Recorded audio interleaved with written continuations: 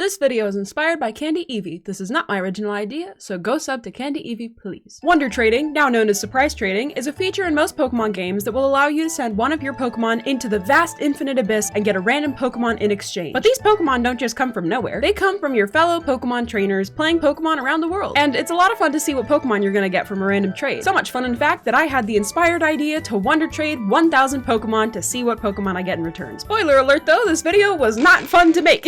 I got sick like a day in trying to do this, and I spent about 36 hours working on this project, so I really hope you enjoy the video. So in order to Wonder Trade 1,000 Pokemon, I must first acquire 1,000 Pokemon. I wanted to follow in the great CandyEvie's footsteps of not just trading 1,000 random Pokemon, but instead trading 1,000 of the same Pokemon. Take a shot every time I say Pokemon in this video. Please don't, you'll die. I was thinking of which Pokemon to trade away 1,000 of, you know, which one fit my brand the best. But then it hit me. I'm going to trade away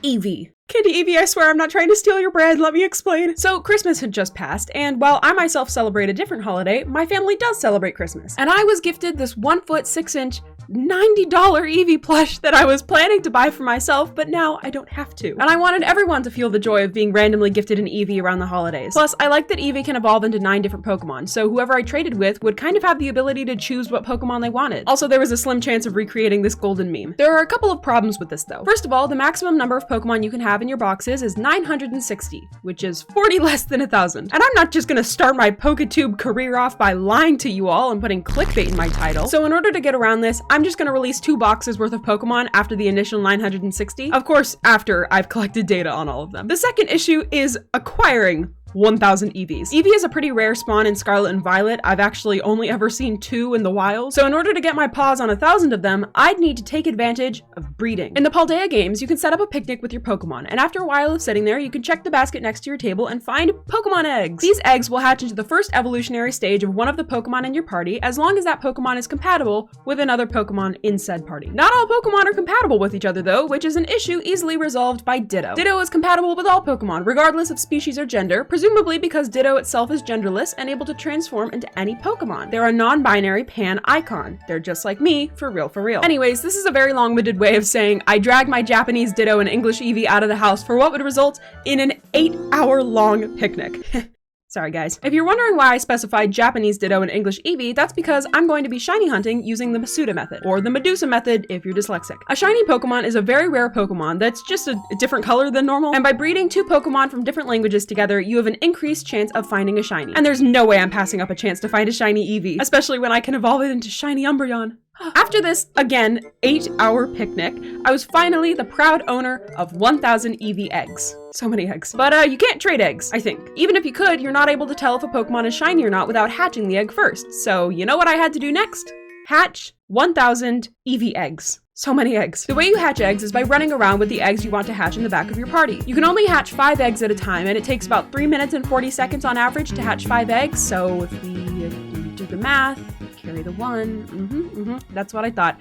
This task took me over 12 straight hours of running in circles to hatch these stupid eggs. And you want to know what else? Remember how I said I'm shiny hunting these guys, right? Yeah. Well, at a shiny odds rate of 1 out of 512, you'd think I would have found at least 1 shiny Eevee, right? Right? I hatched 1,000 Eevee eggs, so heck, I might have even found 2. But you want to know how many shiny Eevees I got? 0. That's right. Big old 0. When I hatched the last egg, I was both devastated that it wasn't shiny and relieved that I was finally done with this part of the video. But our journey is far from over. It is now time to trade those 1,000 Eevees. I wanted to collect data on what Pokemon I got though, because I love data and statistics and numbers and charts and graphs and percentages, and my psychiatrist has informed me that I am on the autism spectrum. In CandyEvie's video, she admitted that her stats probably weren't perfect because she did all of this trading within her UK time zone. And then she followed it up with this. I feel like the only way you'd be able to get a perfect image is if you just traded Pokemon for 24 hours straight. You catch on fast. So 1,000 Pokemon divided by 24 hours in a day gives us 42 Pokemon per hour. And since I want each sample size from each hour to be the same, that means I'm actually not Wonder Trading 1,000 Pokemon. I'm actually going to be trading 1,008 Pokemon. We need 8 more Eevees. You guys up for another picnic? 8 Eevees later, it's time to begin trading. So I traded 42 Pokemon per hour in pretty random intervals. I destroyed my sleep schedule in the process. This took me a total of 24 hours to do, obviously spread across the course of about 3 days while I was sneezing up blood the entire time. please like the video. Some notable trades I got include this French Eevee, whose French name is Evoli, which I said in an Italian accent, but it's just so much fun to say. I also got this Shroomish in a Beast Ball. Okay. And this Tinkatink in an aesthetically fitting Dream Ball. I got this Charmeleon, which cannot be caught in the wild, which means this trainer just hatched it from an egg, leveled it up so it would evolve, and then just sent it away. And I got this Lurantis in a luxury ball. She's a queen, you know. She lives in a luxury ball. I also got this Gothita in a luxury ball, and we have 2 queens. I had to take a break halfway through this because it was New Year's and my family decided to go to Dave & Buster's, which is an arcade place if you're unfamiliar, which this is relevant, so stick with me. The first and only other time I went to Dave & Buster's, I won enough tickets to buy this little Wooloo plush, which ended up being my second ever Pokemon plush. And going into Dave & Buster's this time, I just knew that there would be a Pokemon plush in there just waiting to be won. We walked in and I booked it to the prize shop and sure enough, there he was, Chonkachu, in the flesh. The flesh fabric, oh my god. He cost 2,200 tickets, but luckily there's this fish game at Dave & Buster's that I'm absolutely cracked at. I'm just a god at gaming, what can I say, it's no big deal. And I was able to win him pretty easily. I also got these Pokemon Pez dispensers. Okay, back to the game, and all my Eevees. I got quite a lot of unique Pokemon, and not just unique in their species. I checked for marks, nicknames, Pokeballs, anything that made a Pokemon stick out from the rest. Side note, CandyEvie did a little live stream trading away some Magnemite for her video, and I thought it would be pretty poetic if I managed to trade one of my Eevees for a YT CandyEvie Magnemite, but we'll see. But first, I made note of some of my favorite Pokemon I got, which I'm going to share with you now. First off, I got this Sneasel named Trader Joe's, a Scatterbug named this, and a Mareep just named Sheep. Also, the Pokemon's foreign names were very fun. Mostly the German names. Like, listen to some of these. Carpador, Sezokitz, Manguspector, Gearspinst, and Phlegmon. Ew. My favorites, though, were actually Davakina, the French Tinkaton, and Trancadon, the French Haxorus, both of whom had marks or a ribbon, by the way. I actually got quite a lot of Pokemon with marks and ribbons. A mark, by the way, is a special marking that Pokemon can randomly have when caught. They're kind of rare to find, but some markings are more rare than others. Ribbons are similar to markings, but they need to be earned, either through beating the Elite Four with a Pokemon, having high friendship with a Pokemon, or by some other method. It really depends on the game. Most of the marks and ribbons were pretty standard, just random marks that you get from catching Pokemon, but there was this Lokix I had received that had the Paldean Champion ribbon, which means that this guy was on someone's playthrough team. They took this little guy all the way up to the Elite Four and then just wonder traded him away. I mean, I don't like Lokix either, but that's brutal. Even more egregious was, remember Davakina, the Tinkaton, or Tinkaton, I don't know. Well, not only does she have the effort ribbon, but she also has the best friend ribbon? How could you? Did you mean to trade her away? I'd give her back if I could because, oh my god, you raised her from a baby? Adame, I don't know who you are, but you do not deserve Davakina. She's a brutal angel baby, and she's my best friend now, you monster. The foreign nicknames were even more fun, though. Of course, you've got Evoli and Gomule, which just translate to the Pokemon species name. But then you have I'm not even gonna try. Which, according to Google Translate, means broom.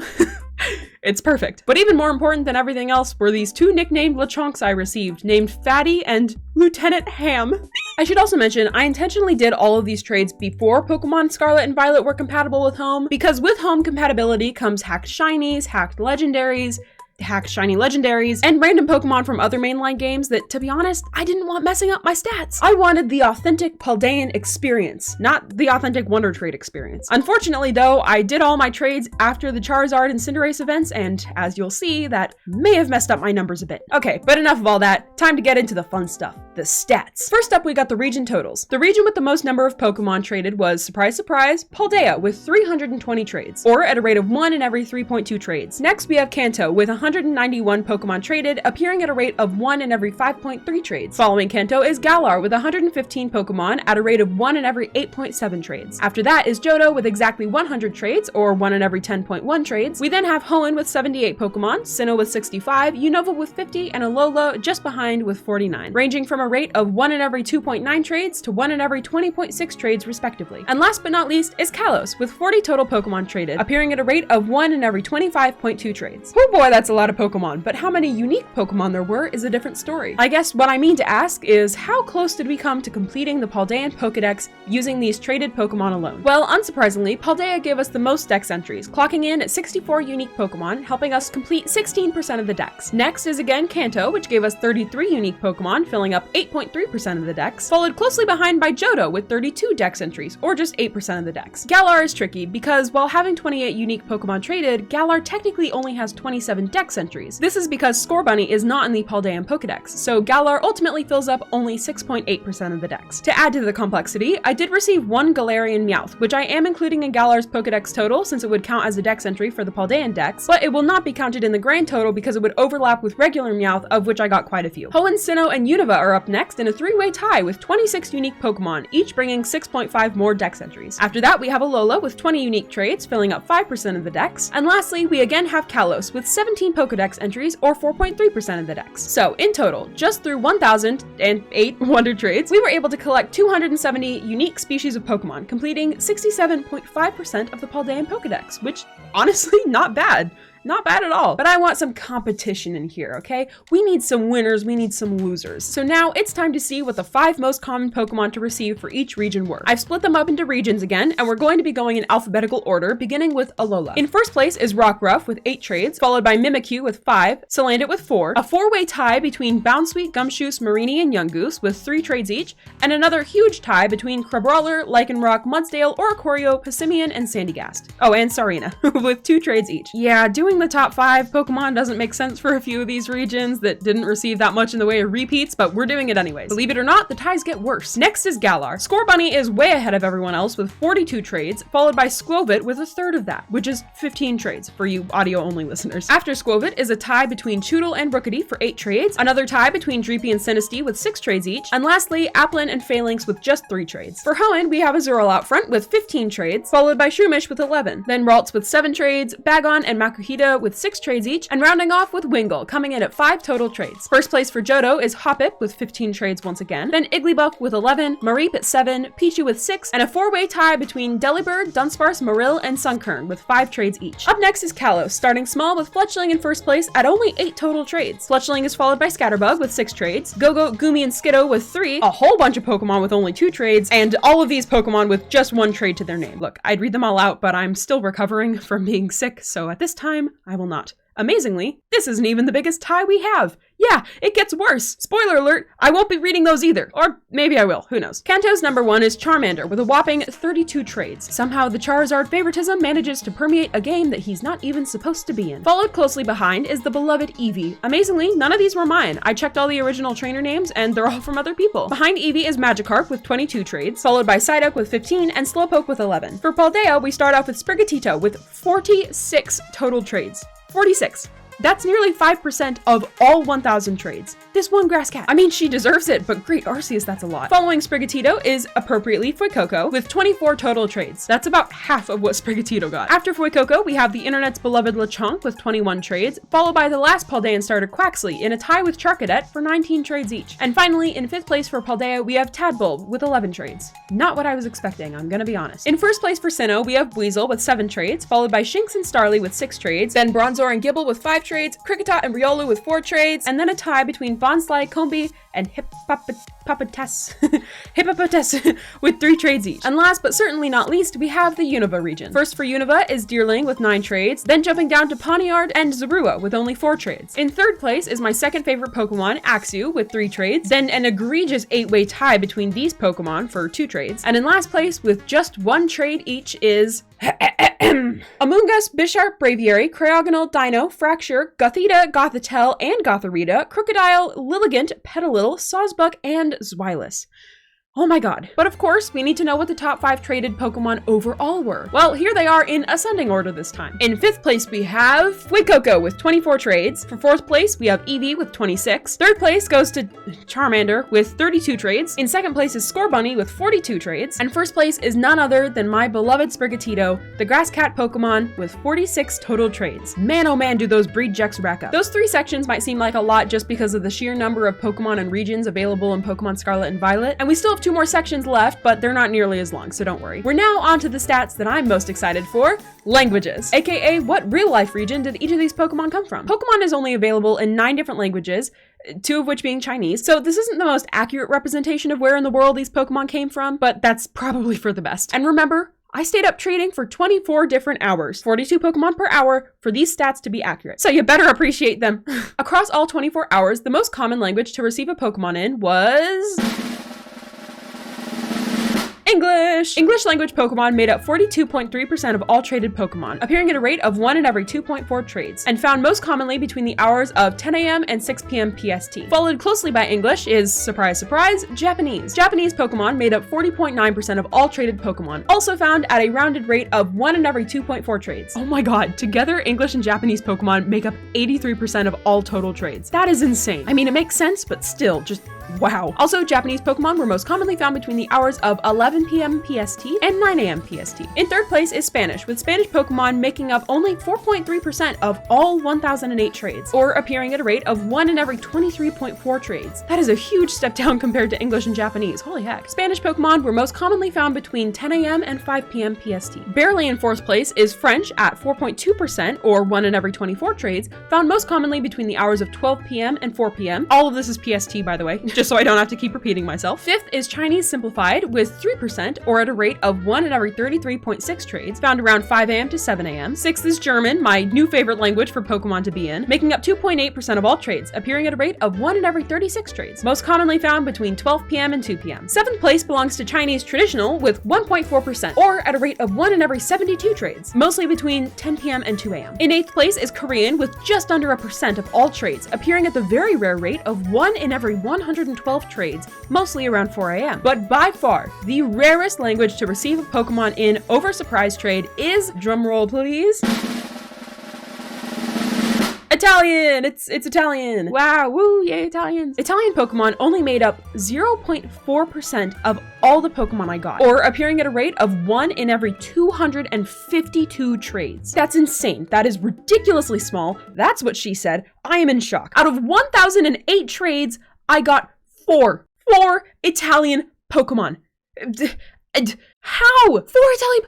The 4 Italian Pokemon I received were traded to me at 1 a.m., 10 a.m., 3 p.m., and 5 p.m. PST. Again, I know, I already said it, okay, moving on to the last section. The special stats. AKA the miscellaneous, but that's so much harder to spell. A surprising 31 of the Pokemon I received were nicknamed, but funnily enough, quite a lot of those nicknamed Pokemon were just the base name with a letter or two missing from the end, presumably from when the trainer caught the Pokemon and then tried mashing B to exit the nickname screen before realizing all they were doing were deleting characters. A whopping 17 of the Pokemon I received had marks, the most common of which being Sleepy Time and, ironically, the uncommon mark, with 4 Pokemon each. The rarest marks I received being the Flustered, Teary, and Vigor mark, which I originally read as Virgo mark, and I thought it was so funny, like, yes, you got this in early September, that's a Virgo you've got there. Each of those marks only has a 1% chance to exist on a Pokemon, and I got 1 of each. Only 3 of my Pokemon had ribbons, and I treasure them the most, because after being that close with their trainer to be adorned with a ribbon and then cast away like nothing, they've gotta have some abandonment issues, especially Devakina. She's got 2 ribbons, need I remind you? Also, remember earlier when I said it would be pretty poetic if I got a YT CandyEvie Magnemite from Lucy? That's CandyEvie's name, by the way.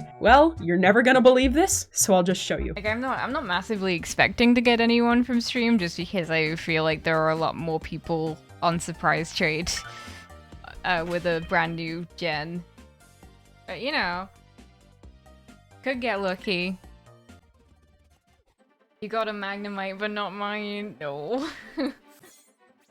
Surprise trade. Oh, it's an Eevee. This is promising. Okay, probably not meant for us.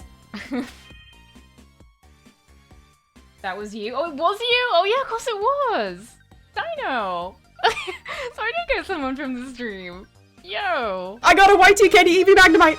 Only 9 Eevees in! I had a bunch of spare Eevees that I was just trading away until I got one. I actually finished my 1008 trades before this live stream, so this CandyEvie Magnemite unfortunately is not included in the stats, but that doesn't matter. I will treasure this Magnemite forever. Thank you, Lucy. You better treasure my son forever too, okay? He's not nicknamed, but he is valuable. You wanna know what's even crazier than that? Well, actually, I'm not sure if it's crazier, but these 2 trades are kind of on par with each other, to be honest. But somehow, someway, Pokemon number 999 that I received was a legit shiny. Look at this. Look at this. It was caught the same day it was traded to me at the same level it was when I received it. Its EV spread looks like that of a normal Pokemon that was legitimately just caught, and the moveset is totally normal. Also, these pictures are what it looked like when I initially received her. I didn't take any screenshots, but I did take pictures to send to my friend. She's since leveled up a lot because I keep her in the back of my party, but I have kept her moveset the exact same. It's pretty clear to me that this person either very convincingly hacked in this shiny, or they had just caught this shiny and then for some reason they randomly traded it away, which was very generous. So key Okay, my Japanese is very bad. Thank you so much for this shiny Weasel. You actually made me cry, probably because it was like 5 in the morning and I was very tired, but I am very grateful and I will also treasure her forever. Anyways, back to the stats. Only 3 Pokemon came with held items, those being a Shroomish with a tiny mushroom, an Azumarill with a quick claw, and a Tadpole with a Rostberry. Also, I didn't keep track of all of them, but I got quite a few Pokemon traded to me in Beast Balls, or some other rare Pokeball that you can't buy in the shops. Like, I got a surprising amount of Beast Balls. 16 Pokemon traded to me were Scarlet exclusives, and 23 of them were Violet exclusives. The most common of each were Larvitar with 4 for Scarlet, and Bagon and Dreepy tied with 6 for Violet. This next stat is very subjective, but they are what I am calling the D's Nuts Mon. I got a total of 17 of them. These Pokemon being 8 Rookedees, 6 Bagon, and 3 Gulpin. These are the Pokemon that you can make D's Nuts jokes with. I considered counting my 2 Sliggers to this total, but I just couldn't justify it in my head. It didn't make any sense. And finally, my favorite Pokemon that I received. My favorite Pokemon that I received are the Luxury Lurantis,